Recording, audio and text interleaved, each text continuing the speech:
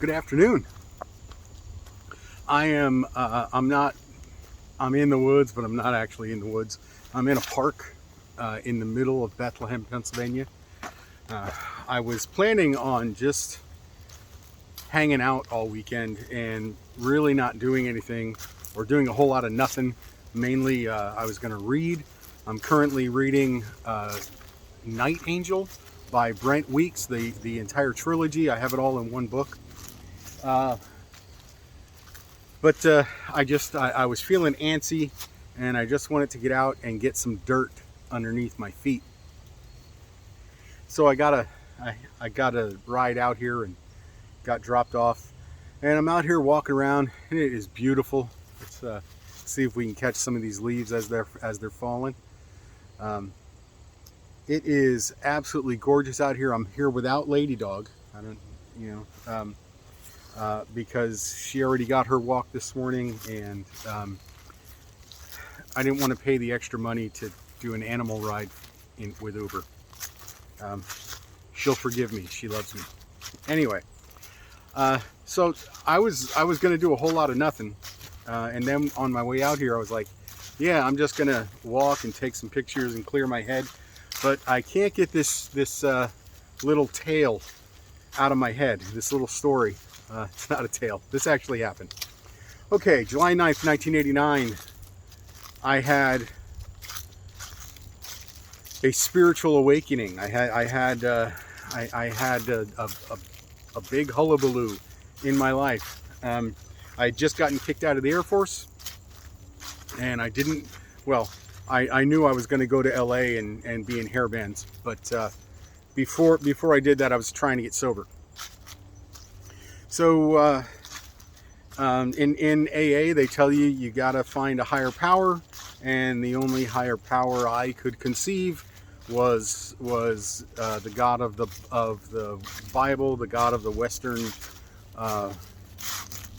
Western religions, and I had a number of friends in the Air Force who were born again Christians, and I called one of them up. And we all got together with a few more of their friends, and I prayed the prayer, and I was born again. And for the first time in my life, for the first time in a very long time, I felt what I thought was actual love. And of course, I thought, man, the whole world needs this. Everybody I've ever met needs to know that this is available. But one of the problems was. These folks who introduced me to this incredible love also told me that if I was going to be a Christian, if I was going to walk with God, if I was going to live this life, I couldn't play secular music. And at this point in my life, I was 21 years old. I knew how to do three things pretty well, and that was make music. The other thing that young men like to do, and speak, read, and write Russian. Those were the only things I really knew how to do, and they're telling me the only one of those that I could do to make money I wasn't allowed to do, and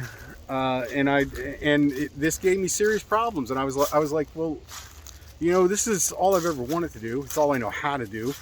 How am I supposed to live? How am I supposed to do this?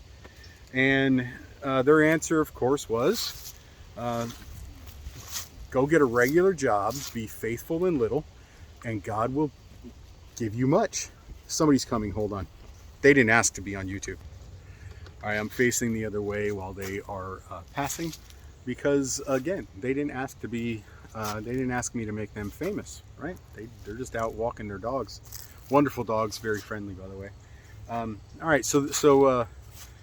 Now that is, many of you know, that's a common pat answer from the New Testament, and I didn't like it, but I really wanted more of this love. So I thought, okay, well, I'll do what they say, and of course, 21 years old, I could wash dishes. I really couldn't do anything else. The first job I got was as a telemarketer. I was actually pretty good at that. But you know, that gets old very, very quickly. Restaurants, a lot of restaurants didn't want to hire me. I was in Omaha, so there weren't many jobs anyway. And you know, I got a couple jobs running machines for like credit card processing companies. I did not like that. I hated that. It was the first time once I'd gotten out of the Air Force that I started having suicidal ideations. I had that early in my teen years that I just never ever told anybody about. Then I had it again while I was in the Air Force, several different times. And now here I was out of the Air Force, trying to get to know this love that I had discovered, enjoy this spiritual thing that I was exploring and discovering. And these people are telling me I have to do these jobs that make me want to kill myself. And I didn't like it. It was not fun. And for the next 12, 13 years, it was just hell. No matter, you know, I only ever enjoyed making music. And I did some acting, and that was also fun. Some folks had told me that I should get into stand-up comedy. Of course, you weren't allowed to do that either. If you wanted to be a stand-up comic, you had to be a church comedian. No.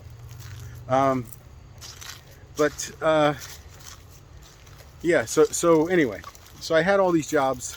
I went through. I'm telling you, it was somewhere between 60 and 100 jobs in those 13 years, and I hated every one of them. They made me miserable. Again, there was suicidal ideation for 13 years. It was awful. Why am I telling you this terrible story? Because I'm here to tell you that I should have learned far earlier, and I should have followed what I knew I was supposed to do, and that's I was supposed to be making music. And you know, I should have gone and done what I loved. And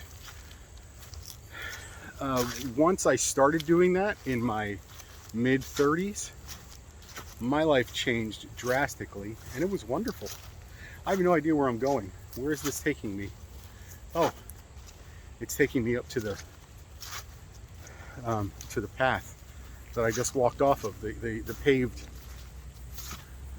trail, I guess. Okay. Guess I'm going to walk beside the paved trail because I want dirt under my feet.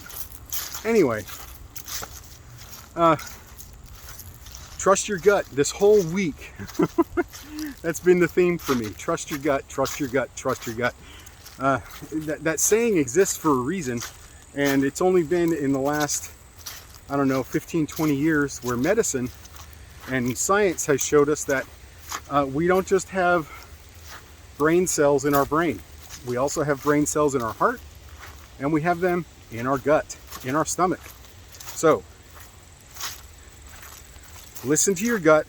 Are you still going to make mistakes? Absolutely. Yes. That's what life is all about. Making mistakes and learning from them. But anytime you really feel like you're supposed to do something and somebody else tells you, no, you can't do that, go with your gut. And if you have to go back to him and say, hey, I should have listened to you, then go back to him and say, hey, I should have listened to you. Or, you know what, I tried to follow my gut and I was wrong, but I'm not so sure you were correct either. It could be that as well. And I have no idea where I'm going. This seems to be taking me away from the woods, and I don't want to do that. But it is a gorgeous, gorgeous day. Anyway, that's it for now. Yet again this week, follow your gut. Listen to you.